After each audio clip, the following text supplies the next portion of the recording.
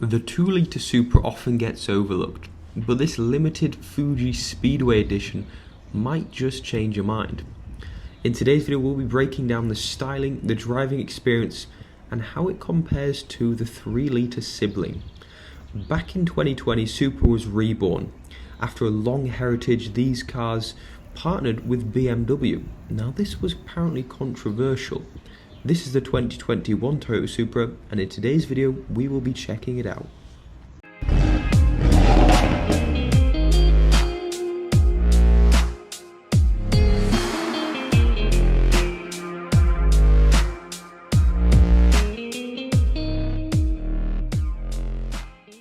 So the 2021 Toyota Supra, but don't forget this is the GR Fuji Speedway Edition, and as mentioned that just comes with the red interior, which I think makes it feel quite special. The black and red, I think that's cool. Red mirror caps, exclusive metallic paintwork. It's different to what you can get as normal, which is pretty cool.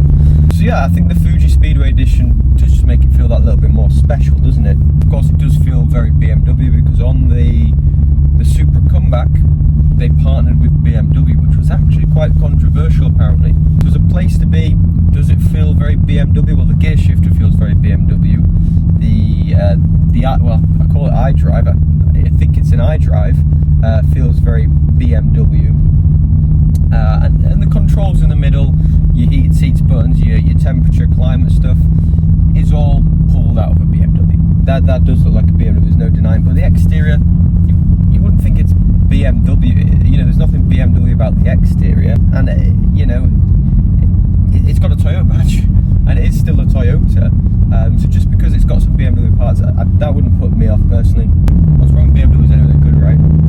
But I guess the Toyota enthusiast didn't like that it partnered with BMW, and you know, in their mind it wasn't a proper Toyota. But anyway, as a place to be, you do get heated seats, which is nice.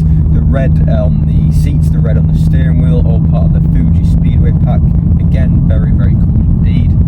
The iDrive system is touchscreen, so you can use the dial here like you would in a BMW, the spinny dial, but it is also touchscreen. You've got sport mode. You can turn, you know, the controls in the middle, just your normal stuff. You start, stop, turn that off. The sport mode. Now a lot of people, they like the sound, well, they want the sound of a car like this. It looks like it should sound very, very good, and people are worried, I think, with the 2 litres that they don't. But actually, when you put it into sport mode, put it back into normal. So I'm normal now, just a normal 2 litre petrol engine, I would say, that doesn't sound overly loud. I mean, put your foot down, you do get a bit of feedback, you do.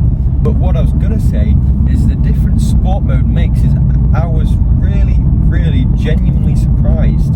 All the time sport mode, you feel it just changes the weight of the steering wheel, and that's about it.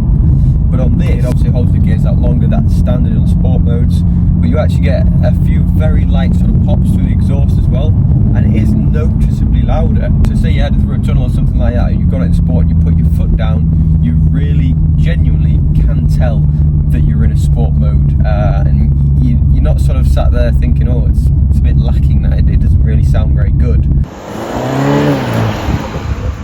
But the 2 litre is actually a lot lighter, and a lot of the reviewers say it's more nimble on sort of a back road, and that sort of makes it quicker in essence because it's so light and nimble. A lot of people just compare, I feel, the 0 to 60, the powers these days, brake horsepower, or the 0 to 60, that, oh, well, this is quicker. Really, to test the car properly, you almost need a B road rating, don't you? Like a 0 to 60, but then you've got to have a back road rating system. I think that's what we need, because, like I say, people just seem to compare 0 to 60 times with brake horsepower, not how fun is it to drive and how does it perform on a back road around some twisty corners. Now, though this is the 2 litre, I feel like I'm comparing. The only reason we're comparing this is because it's got the 3 litre sibling, but this by any means still isn't a slow car at all. I mean, it does 0 to 60 in, I think it's about 5 seconds. That is quick. It's got just over 250 brake horsepower, and as mentioned, the front and light end does make it a lot more nimble. Around the corners, it just seems to hug it. Obviously, these are rear-wheel drive as well, so in the wet sure you could have a bit of fun.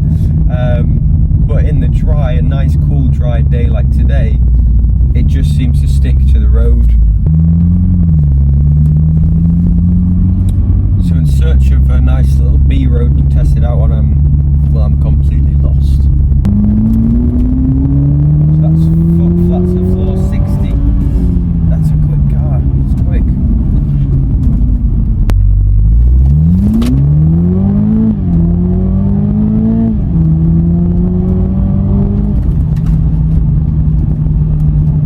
So that's what's good about the Toyota Supra, but what's bad about it? It wouldn't really be a fair review if I didn't pull it apart, would it? But before we do that, we'll hop outside and just take a moment to admire the car, because it genuinely is a very pretty car. I think the handling of this car I was extremely impressed with, more than I thought I would be. Very nimble. Would I say the 2 litres underpowered? Not at all. I haven't driven the 3 litre, but I think this would make a fantastic daily driver. I mean, 0 to 60 in 5 seconds. Do you need more power than that? And because it's so light, genuinely the handling is... The B road rating I would give this car would be, I'd say an 8 out of 10. And that's a good B road rating for me.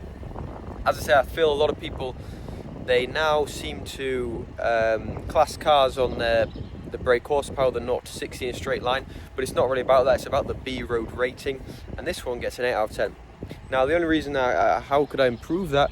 Well, I probably didn't get to drive it quite long enough, so that's my fault, but this is a critical B road rating, so it does get an 8 out of 10. Now, let's get to the bad features. So the first thing I didn't like about this car is when you put the vehicle into reverse. Now, this isn't the only car I've had this happen with. I mean, it happens with Mustangs.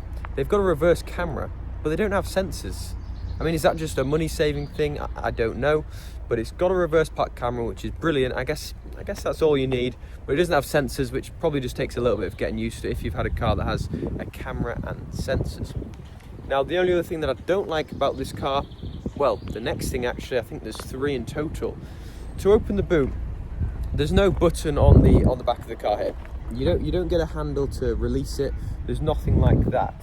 But what you do get is a button on the driver's door, and that's how you open it, which is fine. I don't hate that. That's fine. I'm all right with that.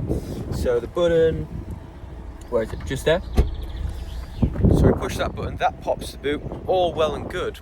But if you go to open the boot, there's no handle. You know, there's nothing you can grab a hold of. This might be something stupid. Maybe you're gonna tell me in the comments, Will, you're being an idiot. You just pull this part of the boot up and it lifts normally. But I always feel to open the boot, I'm trying to, you know, fight and fit my fingers in there, and then you can open it. Again, just something I noticed. And what was the other thing? There was one more thing. The last thing that annoyed me on this car, when you fuel this car, this is probably because it's quite low down, but you're almost half crouching. You've got the fuel pump in your hand and you're half crouching because of the height of it. I suppose that sort of depends on how tall or not you are, so that's probably just a problem with me, actually, not the car. So 2 things I didn't like about it, I suppose you could say, but all in all, genuinely I think this car I was extremely impressed by it. The B road rating, 8 out of 10, is a very good rating, and I'll be interested to see how the 3 litre sounds, but I think the only thing that the 3 litres got over this would be maybe a bit more sound. But this wasn't quiet to me anyway. It was loud enough. You put your foot down, you put it in sport mode, you get the pops, you get the crackles, only ever so light, but it was absolutely enough. And over 30 miles per gallon on a car that does 0 to 60 in 5 seconds, rear wheel drive, it looks incredible, sounds incredible. This is a good car.